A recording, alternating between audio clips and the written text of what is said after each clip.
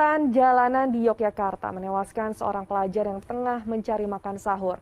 Banyak yang menyebut ini sebagai kelitih yang kerap terjadi di Jogja. Yogyakarta menggelar olah TKP kasus dugaan kejahatan jalanan yang menewaskan anak seorang anggota DPRD Kebumen. Yang diduga sebagai pelaku kelitih di Yogyakarta ditangkap warga. Tewas diduga akibat aksi kejahatan jalanan yang terjadi di Yogyakarta. Banyak yang mengatakan ini dihubungkan dengan aksi kelitih. Assalamualaikum warahmatullahi wabarakatuh. Perkenalkan, nama saya Diana Nur Fitriah. Di sini saya akan memaparkan hasil analisis saya mengenai fenomena kelitih yang saat ini sedang marak terjadi di kota Yogyakarta. Berikut adalah hasil analisis saya. Kelitih, kelitihan atau ngelitih berasal dari bahasa Jawa yang artinya keluyuran pada malam hari.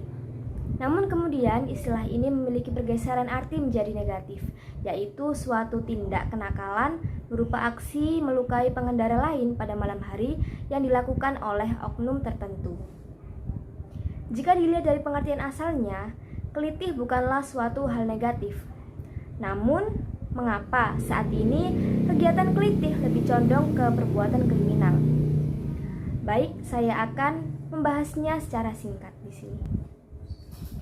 Jadi dulunya kelitih ini hanyalah sebuah perbuatan beraktivitas biasa yang dilakukan pada malam hari untuk mengisi waktu luang, seperti jalan-jalan di sekeliling kampung, bersepeda secara santai, atau sekedar makan di pinggir jalan.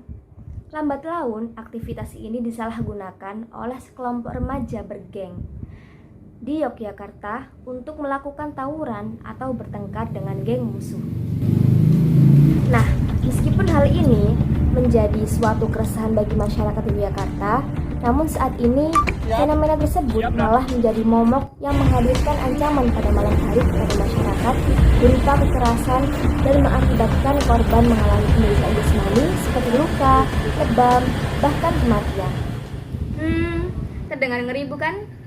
Bukan hanya itu saja, gambaran aksi kelitih lambat laun membaur dengan fenomena lain di masyarakat, seperti kasus aksi penyeletan di wilayah hukum kota Yogyakarta pada tahun 2016, yang dimana korbannya adalah perempuan yang masih sekolah dasar, SMK, dan juga mahasiswi. Dari contoh tersebut, aksi penyeletan dianggap oleh masyarakat Yogyakarta sebagai aksi kelitih juga. Jadi pada intinya, segala kejahatan yang dilakukan pada malam hari dan menimbulkan adanya korban dikatakan sebagai kelitih. Sebenarnya apa sih yang membuat kelitih ini semakin hari semakin kriminal dan juga semakin menyeramkan? Seorang mantan pelaku kelitih diwawancarai untuk menyampaikan fakta mula adanya kelitih.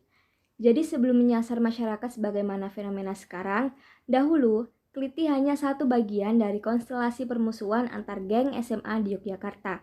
Hal ini ditunjukkan dengan para pelaku kelitih pada awal masanya tidak menyerang pengendara secara acak, melainkan hanya kepada kelompok yang menjadi musuh dan dikategorikan berdasarkan identitas emblem atau seragam yang dipakai.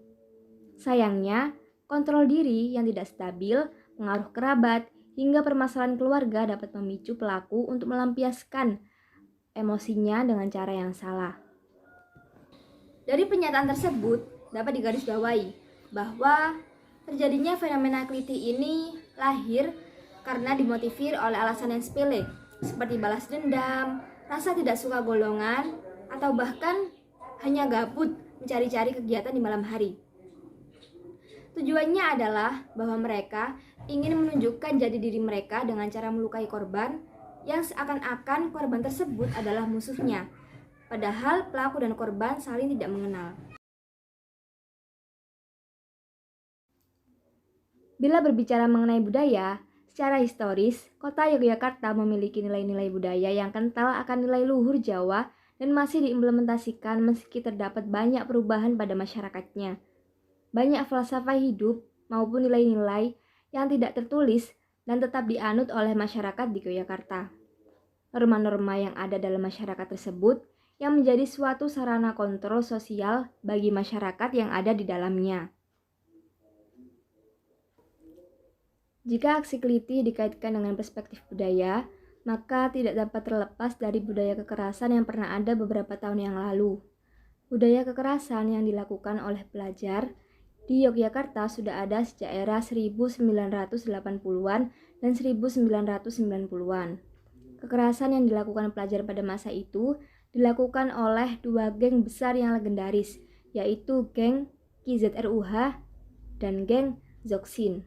KZRUH sendiri merupakan kepanjangan dari Kita Suka Ribut untuk Tawuran atau hiburan. KZRUH memiliki daerah kekuasaan di kota Yogyakarta bagian utara, terutama di kawasan Terban dan sekitar Jalan Magelang. Sementara Dzogchen merupakan singkatan dari Joko Sinting atau pojok bensin. Yang dimaksud adalah pojokan SPBU Kantor Pos Besar atau Jogja Sindikat. Geng ini menguasai kawasan Jalan Malioboro hingga Yogyakarta bagian selatan. KZRUH sendiri dalam sejarahnya selalu didukung oleh kelompok politik yang cenderung nasionalis. Sedangkan Dzogchen sendiri didukung oleh kelompok politik yang cenderung bernuansa agamis. Tidak jarang bagi mereka, kelompok ini memiliki afiliasi dengan beberapa geng sekolah yang ada di kawasan kekuasaan mereka. Seperti halnya sekarang, para pelajar yang terlanjur menjadi bagian akan tertular tradisi yang melakukan tindak kekerasan yang terjadi karena budaya organisasi yang telah ada sebelumnya. Stigma yang telah melekat dari angkatan sebelum-sebelumnya, termasuk dari lingkungan sekitar mereka, tanpa sadar akan berpengaruh dan memicu kenakalan remaja. Budaya ini menggiring pelajar dalam geng untuk melakukan hal yang sama. Bahkan biasanya, jika mampu melakukan kenakalan yang lebih, ia akan dielukan oleh anggota geng yang lain. Banyak faktor penyebab seseorang ataupun sekelompok remaja melakukan aksi kelitih. Namun utamanya yang menjadi penyebab mengapa remaja melakukan aksi kelitih di kota Yogyakarta ini adalah adanya rasa butuh pengakuan oleh perorangan maupun kelompok, eksistensi, mencari jati diri, maupun rasa gengsi. Hal ini biasanya dilakukan oleh usia remaja secara psikologis. Pada masa ini, para remaja mengalami suatu krisis identitas yang ditandai dengan adanya perubahan biologis maupun psikologis. Meski demikian, aksi kelitih yang dilakukan oleh para remaja ini tidak dapat dibenarkan sama sekali, karena pada dasarnya hal itu menimbulkan kerugian bagi dirinya sendiri maupun orang lain.